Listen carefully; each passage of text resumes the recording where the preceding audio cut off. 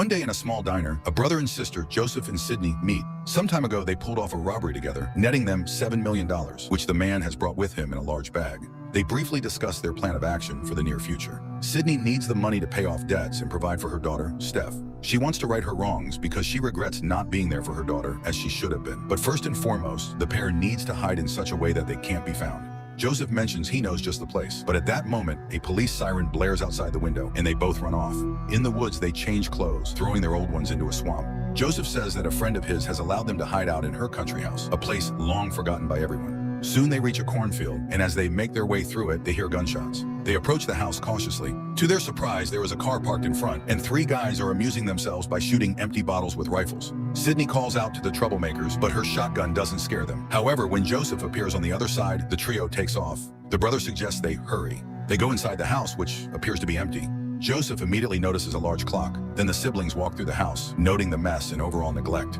At that moment, they once again hear police sirens. Sydney suggests running, but Joseph points at a door leading to a pantry and announces it's exactly what they've been looking for. He then rushes to the clock on the first floor and starts turning its hands in a particular sequence. Sydney does the same with other clocks, and when they all start chiming, the pair steps into the pantry and closes the door behind them. Thunder rumbles and lightning flashes above the house. Just then, Joseph opens a small notebook and orders his sister to dial a certain number on the antique telephone inside the room, and to hang up right after she says the required words. Outside, they can hear the voices of police officers searching for them. Sydney dials the number and utters a few words, then immediately hangs up. Darkness and silence descend. Sometime later, Joseph opens the door and they step outside. There is no one around. The house is neat and cozy. Everything is in its place, and the clocks have stopped again. Following instructions, Joseph winds the clock in the living room. Sydney can't believe they actually pulled it off, and now they are safe. But Joseph reminds her they must stay there for at least 14 days, which doesn't seem too hard. The fridge is full of food and drinks, and there's a pile of discs on a table to help them pass the time. On the first day, they simply rest.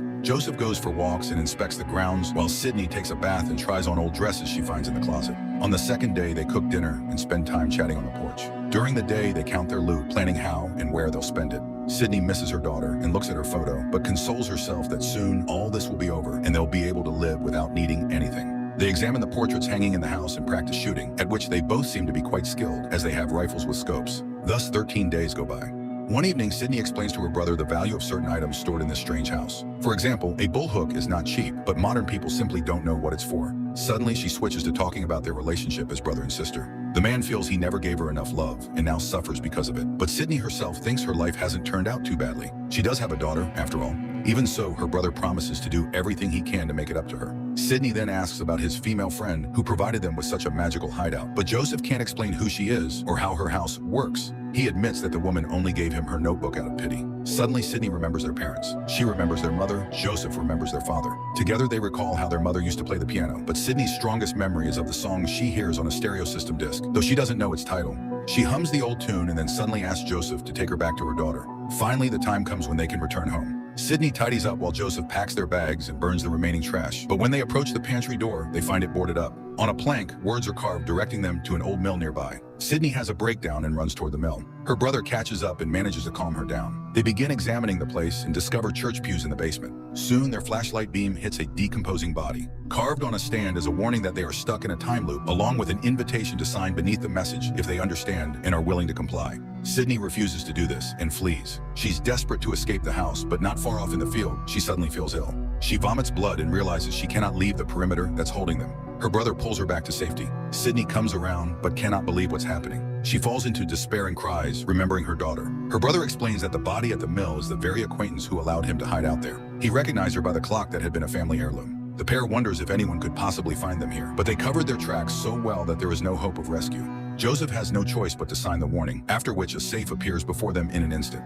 Recalling the notebook, he opens it using the numbers written there. Inside is a tape recorder and a note saying he must say something and then close the door to establish a connection. Joseph does as instructed, and a minute later, when he plays back the recorder, he hears a stranger's voice. The stranger says they aren't supposed to be on the farm. He knows about the money, and Sydney offers to give him a share so they can leave. But the recorder goes silent. Joseph believes they're talking to someone in the future. Sydney repeats her brother's steps, opening and closing the safe. The voice comes back, saying it intends to erase all trace of their existence to protect the delicate balance of this place's powers. But Joseph realizes the strangers must want something from them, or else they would have destroyed them a long time ago. The stranger explains that the only way for them to get out alive is to remain on the farm and kill a mysterious visitor who will arrive at some unknown point in the future. They must destroy his remains, and then these unknown people will help them return to their own time. Joseph and Sydney go back into the house. Sydney checks the closets and fridge. Once again, they are fully stocked with food and alcohol. She plans to stay in such a way that she can constantly monitor every approach to the house so they won't miss the visitors' arrival. Sydney is convinced that if they're stuck here, they are already finished, but she's still willing to try to break out. Joseph suggests setting up a watch schedule and taking shifts while Sydney pours out the alcohol. They stash the weapons they have around various hiding spots in the yard and in the mill. While Joseph stands guard, Sydney methodically searches the house, studying old portraits and photographs on the walls. Then they switch places, with Sydney surveying the grounds. Almost a year goes by. The brother and sister have every convenience. The refrigerator reliably provides them with food, they can keep themselves clean, and they live in comfort. Sydney continues examining old newspapers, magazines, and documents she finds in the house. She watches vintage broadcasts and practices using the bullhook, and in the evenings she builds campfires. One day she tells her brother she found a box of photographs at the mill, which helped her discover that the images in the foyer aren't of the farm's original owners. The history of this land, relocated here by unknown forces, covers events up until the Korean War of 1955. After that, there's nothing. No proof anyone lived here afterward. The naval officer in one of the pictures apparently died here around that same time, supposedly from falling down the stairs. She believes this was approximately when those who seized the place with their technology first arrived. They made the house their own, installing electricity, heating, and even television.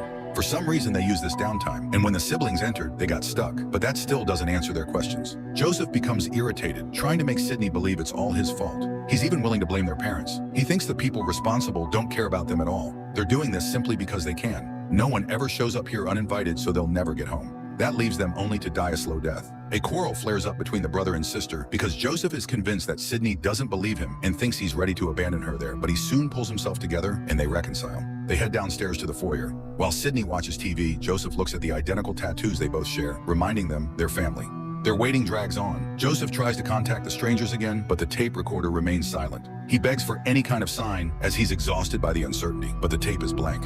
One day, a mysterious visitor appears on the farm. He watches Sydney through binoculars, then walks toward the house and prepares to shoot her. But Joseph spots him and shouts to warn his sister. The bullet misses its mark. The hooded stranger then opens fire on Joseph, but he also manages to duck back into the house and hide. They begin hunting the visitor, but can't find him yet. Joseph circles around the house and tries to reach a stash of weapons hidden in the field.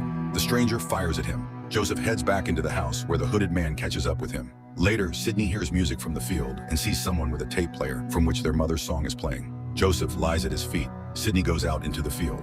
An argument ensues, and Sydney is wounded. She takes cover in the house, bandages herself, and discovers the closet is blocked once more. In a rage, she tries to break down the door, but a warning appears on the board, telling her not to do that. At the same moment, a safe appears in the room. Meanwhile, Joseph, his legs bound, regains consciousness in a church. Sydney reopens the safe connection, insisting on leaving with her brother. The strangers warn that if she breaks down the door, both will die. At that moment, the visitor notices Joseph trying to reach his pistol and strikes him. A stranger says they can't risk the visitor escaping. Sydney mentions her mother's music, but they insist the visitor is not her mother. Meanwhile, the visitor, who for some reason cannot speak, writes a note instructing Joseph to contact these strangers and assure them he and Sydney have fulfilled the requirement and killed the intruder. Sydney is in the midst of being persuaded to disclose everything she knows about the visitor, after which they promise they will explain why they're so sure it isn't her mother. Then the connection abruptly cuts off. In the church, the visitor makes Joseph confirm the intruder's death on the tape recorder. Joseph says the body's outside, that he's injured, and if the strangers can contact Sydney, the two of them will present the body. Sydney receives this information and sets out to rescue him. Meanwhile, the visitor, communicating in writing, tells Joseph that he's looking for the person who killed his family. Just then, Sydney makes some noise outside and the visitor rushes out. A shootout begins, and this time the visitor flees. Joseph manages to grab his pistol and free himself, while Sydney chases the stranger into the house. They fight, and Sydney wounds him, knocking him down, and tries to reveal his face. Struggling, she finally manages to pull off his mask, and recognizes her now adult daughter, Steph. While she's trying to make sense of this, Joseph bursts in and shoots the visitor. Sydney tries to shield Steph, and the bullet hits her instead. While the brother mourns his dying sister, Steph escapes through the pantry, is left alone. Joseph tells the stranger on the tape recorder that the visitor is gone. He buries Sydney and, following instructions, waits at the mill. He's transported to an unknown location and meets the stranger from the tape recorder plus a woman. They demand information about the visitor, but Joseph knows nothing. They say he and Sydney broke the rules and will be erased, apologizing for having hoped for a better outcome. Joseph begs for one last chance. The strangers agree and send him back to the first day. At the cafe, he reveals to Sydney he has lived through this cycle many times. Unable to prevent her accidental death, he tells her the only way to stop it is to kill him on the spot, take the money, and return to her daughter. Sydney shoots Joseph and flees as police sirens approach. It's a strange and even absurd film because the viewer is left expecting an explanation or a resolution to this bizarre paradox, but it never comes. Who is behind all of this? What they hoped to achieve and why the heroine's daughter turned out to be the one she had to kill all remain unanswered mysteries.